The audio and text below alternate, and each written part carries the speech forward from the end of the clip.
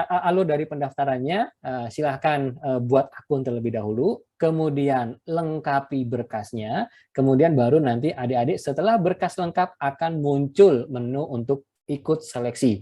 Jadi kalau berkasnya itu belum lengkap, pilihan seleksi masuk perguruan tinggi itu belum bisa aktif. Ya, jadi kalau misalkan anda mungkin melihat ya, oh kok teman saya sudah muncul nih bisa pilih seleksi SNMPTN, SBMPTN untuk mandiri, sedangkan di saya tidak. Nah itu kemungkinan besar di berkas pendaftaran KIP kuliah adik-adik semua itu masih ada yang belum lengkap. Jadi mohon bantuan kerjasamanya untuk melengkapi sesuai dengan kondisi real yang ada di lapangan di situ. Ya, jadi untuk halaman loginnya adalah seperti ini ya. Jadi untuk yang rekan-rekan yang mau mendaftar silakan nanti di halaman web KIP kuliah klik tombol daftar atau masuk ya. Untuk yang sudah punya akun tahun lalu gagal, tahun ini bisa dicoba kembali ya dengan menggunakan akun yang sama. Tetapi untuk adik-adik yang belum punya akun karena mungkin juga akan baru lulus tahun ini. Jadi silakan buat akun baru. Untuk pembuatan akun baru di sini memerlukan 3 parameter, NIK, NISN, MPSN, kemudian juga mohon dipastikan alamat email yang nantinya akan digunakan untuk mengirim akun, ini adalah alamat email yang aktif. Kami juga menyampaikan beberapa rekomendasi di sini terkait dengan alamat email ini. Nah, ini kalau misalnya merujuk ke pertanyaan yang sering muncul ya di helpdesk itu kan ya, Kak, kita sudah daftar nih, kok akunnya belum nyampe juga nih gitu kan ya. Nah, kemungkinan besar ini ada kendala di email ya. Jadi terlepas itu ininya valid ya, itu kemungkinan besar ya itu kendalanya biasanya ada di email. Jadi jangan khawatir sekiranya ada kendala, kami juga buka helpdesk ya yang available 24 jam. Jadi di halaman web KIP Kuliah pada bagian pojok kanan bawah itu ada tanda tanya, silakan diklik saja tombol tadi, kemudian langsung diajukan ya pertanyaannya apa, kendalanya apa. Jadi nanti tim helpdesk akan membantu pertanyaan dari adik-adik semua di situ. Nah, setelah login, kira-kira apa yang muncul di dalam formulir?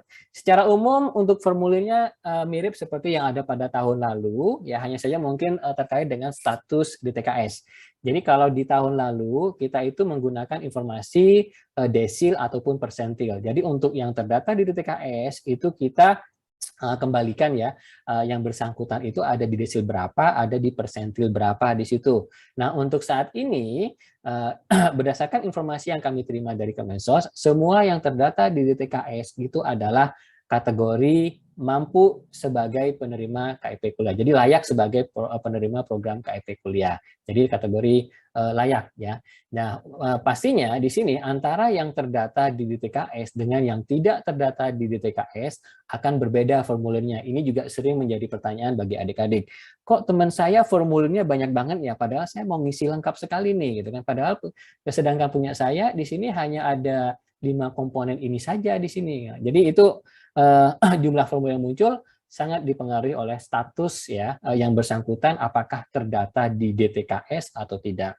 Untuk adik-adik yang yakin sudah memang terdata di DTKS tapi pada waktu registrasi di situ diidentifikasi belum terdata, ini jangan khawatir, kita juga menyediakan tombol khusus ya untuk melakukan sinkronisasi secara mandiri ya supaya data adik-adik tadi itu dicek ke DTKS untuk pengecekannya berdasarkan NIK. Nah, jadi mungkin bisa dipastikan bahwa NIK yang digunakan untuk mendaftar di KIP kuliah itu sama dengan NIK yang tercatat di DTKS ya. Kita lihat masing-masing komponen. Di sini ada biodata, ada keluarga, ada prestasi, rencana, dan seleksi. Nah, untuk seleksi ini itu baru muncul setelah status kelengkapan berkasnya adalah lengkap. Jadi kalau statusnya belum lengkap, di sini seleksi kartu peserta, kartu formulir itu belum bisa muncul. Jadi adik-adik diminta untuk melengkapi dulu. Apa saja yang perlu diinputkan pada komponen biodata? Jadi secara umum, komponen biodata ini adalah data primer dari adik-adik semua. Beberapa data dasar itu kami ambil dari Dapodik. Ya, jadi yang disable ya, yang tidak bisa diklik, tidak bisa diubah, itu adalah data yang kami ambil dari Dapodik dan sifatnya adalah primary, tidak bisa diubah di situ. Sekiranya ada perubahan data, mohon revisi data yang ada di Dapodik.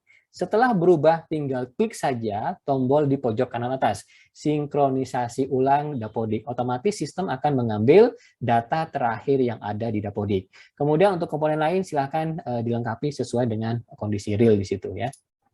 Kemudian untuk data keluarga, kita minta foto Anda bersama keluarga besar, keluarga tercinta di situ. Kemudian mohon juga bisa diinformasikan nomor kakak, nomor NIK, kepala keluarga atau wali. Kemudian juga penghasilan, kemudian juga detail dari kedua orang tua di situ. Kemudian di halaman berikutnya adalah data prestasi. Untuk prestasi, terutama adik-adik yang memang sangat berprestasi di SMA ataupun SMK, cukup disampaikan 3 prestasi unggulan saja di situ ya. Adik-adik bisa pilih kira-kira mana nih yang menurut adik-adik paling punya nilai jual lah kasarnya ya, yang paling bergengsi hadiahnya atau pialanya di situ. Jadi silakan pilih 3 saja. Ini nantinya akan jadi bahan pertimbangan perguruan tinggi untuk proses validasi ya. Kemudian berikutnya adalah rencana. Untuk rencana ini adalah kaitannya dengan rencana tempat tinggal nanti adik-adik ya, ketika nanti sudah diterima di perguruan tinggi kira-kira seperti apa. Kemudian kalau keempat ya, formulir itu sudah terisi, maka akan muncul menu seleksi. Jadi untuk seleksi kami berikan kesempatan seluas-luasnya kepada adik-adik untuk mengikuti setiap jalur seleksi.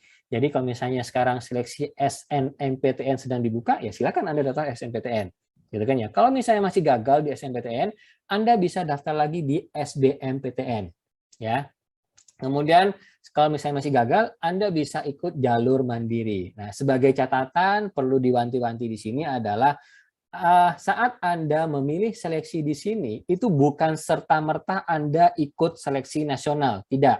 Ya, ini hanya sebagai informasi kepada penyelenggara seleksi bahwa Anda dalam mengikuti seleksi tadi itu menggunakan mekanisme KIP kuliah. Ya. Jadi mohon dipastikan kalau misalnya contoh ya SBMPTN, tadi rekomendasi saya adalah silakan Anda pilih seleksi SBMPTN di KIP kuliah, kemudian Anda lanjut daftar seleksi di LTMPT. Ya, bukan berarti pemilihan seleksi perlu di-highlight di sini adalah sebagai indikasi bahwa Anda ikut seleksi itu. Ya, jadi untuk seleksinya silakan ikut prosedur yang ada atau yang berlaku secara nasional ya, atau yang berlaku di perguruan tinggi di situ. Kemudian untuk adik-adik yang sudah melengkapi berkas, ini nantinya akan memperoleh kartu peserta KIP kuliah ya. Kemudian juga bagi perguruan tinggi, ini ada informasi penting pada bagian pojok kanan atas, kami akan sajikan nomor KIP yang bersangkutan, nomor KKS ataupun status DTKS-nya, apakah terdaftar atau tidak di situ. Kemudian juga adik-adik bisa melihat formulir pendaftaran. Nah, biasanya ini dibawa ya ketika adik-adik registrasi ulang ya, diterima masuk perguruan tinggi, diterima program KIP kuliahnya di situ. Nah, sedikit catatan ya untuk yang tidak terdata di DTKS. Kalau tadi kan contoh formulir untuk yang terdata di DTKS. Untuk yang belum terdata di DTKS, karena di sini tadi Pak Muni sudah memaparkan bahwa validasi oleh perguruan tinggi itu kita lihat dari 4 komponen. Pertama adalah berdasarkan kepemilikan nomor KIP, KKS, status DTKS. Nah, kalau misalnya tidak memiliki salah satu dari tadi, nggak ada masalah gitu kan ya. Kita akan juga validasi berdasarkan status ekonominya. Ya, sehingga di sini untuk adik-adik yang belum terdata di DTKS, kami mintakan informasi tambahan terkait dengan ekonomi, rumah, dan aset. Ya, jadi mohon bisa diisikan sesuai dengan kondisi real. Kalau misalnya adik-adik yakin memang sudah terdata di DTKS, sudah cek DTKS ada, tapi belum ya sinkron dengan SIM KIP kuliah, silahkan klik tombol cek status DTKS. Otomatis di sini SIM KIP kuliah akan melakukan sinkronisasi ulang dengan DTKS Kemensos ya. Jadi ini tombol silakan dimanfaatkan dengan bijak ya. Tidak, kalau sudah jelas-jelas memang tidak terdata di DTKS, jangan diklik setiap menit ya, karena otomatis akan mempengaruhi rekan-rekan yang lain di situ ya. Oke, kemudian terkait dengan data ekonomi, kira-kira apa yang diminta di sini? Untuk data ekonomi, kami minta dokumen pendukung keadaan ekonomi. Ini biasanya bisa berupa SPTJM ya, dari kelurahan gitu kan ya, ataupun dokumen-dokumen pendukung lainnya yang bisa mewakili status ekonomi adik-adik semua. Kemudian mohon bisa diinformasikan di sini ya, pekerjaan ayah, penghasilan, pekerjaan ibu, penghasilan ibu, kemudian tunggakan ataupun hutang ataupun piutang ke pihak lain sebagai bahan pertimbangan dalam proses seleksi berdasarkan status ekonomi. Kemudian kita juga minta data berkenaan dengan rumah. Silakan difoto rumah yang memang benar-benar dimiliki oleh keluarga adik, ya adik-adik di situ ya. Jangan sampai moto rumah tetangganya yang kurang mampu kemudian nanti diunggah di sini, karena biasanya teman-teman di perguruan tinggi, Bapak Ibu di perguruan tinggi itu biasanya kadang melakukan sampling ya untuk melakukan validasi kelayakan dari penerima program KIP kuliah. Kemudian yang terakhir adalah data berkenaan dengan aset ya.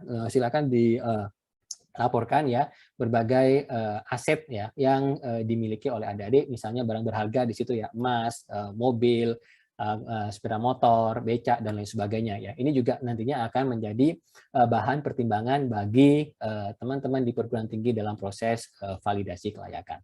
Dan yang terakhir yang bisa kami catat ya sebagai masukan berdasarkan pengalaman yang sudah masuk ke helpdesk sejauh ini, ada 4 bagian atau 4 komponen. Yang pertama adalah mohon pastikan data yang tercatat di Dapodik valid. Ya, jadi adik-adik ketika membuat akun itu sesuai dengan NIK, NISN dan MPSN yang tercatat di Dapodik ya. Kemudian mohon dipastikan NIK adalah milik pribadi, bukan milik orang tua ataupun wali di situ. Jadi kalau misalnya ada kesalahan pada NIK, ketidaksesuaian pada NIK, Anda punya NIK baru, mohon diperbaiki data yang di Dapodik terlebih dahulu, baru Anda mendaftar KIP kuliah di situ. Ya. Kemudian untuk alamat email, ini yang urgent ya, karena memang berdasarkan pengalaman biasanya kenapa akun saya tidak sampai juga padahal sudah 24 jam di sini. Mohon dipastikan bahwa alamat emailnya adalah alamat email yang valid dan milik pribadi ya. Jangan sampai di sini ya, mohon maaf nih, terutama untuk adik-adik yang dibantu oleh sekolah ya dalam proses pendaftaran, jangan sampai menggunakan email sekolah. Kalau bisa langsung email adik-adik sekalian di situ, karena mungkin kan nantinya kalau sudah nanti diterima untuk kedepannya ya pasti akan sangat bermanfaat ya email tadi untuk berbagai informasi dari kami. Kemudian yang terakhir ya, kalau misalnya ada kesalahan terkait dengan ESN, MPSN, dan NIK, untuk siswa yang belum lulus, ini silahkan berkoordinasi dengan pihak sekolah, mohon bantuan Bapak Ibu Guru untuk melakukan perbaikan data yang bersangkutan di Dapodik. Kemudian untuk yang sudah lulus, ini bisa melakukan perbaikan secara mandiri di laman pd.data.kemdikbud.go.id/verval lulusan. Ini linknya bisa diakses juga di SIM KIP kuliah. Jadi kami sudah berkoordinasi dengan teman-teman Dapodik ya untuk mengakomodasi sekiranya adik-adik mengalami gangguan ataupun mengalami kendala terkait dengan ESN, MPSN, dan NIK ya. Sebagai catatan di sini ya terkait dengan data pokok ini ya, mohon bisa digunakan atau diinputkan ya sesuai dengan kondisi real yang ada di sekolah di situ ya. Oke, jadi itu saja saya rasa dari saya berkenaan dengan sistem pendaftaran. Berikutnya saya kembalikan ke Mbak Novi sebagai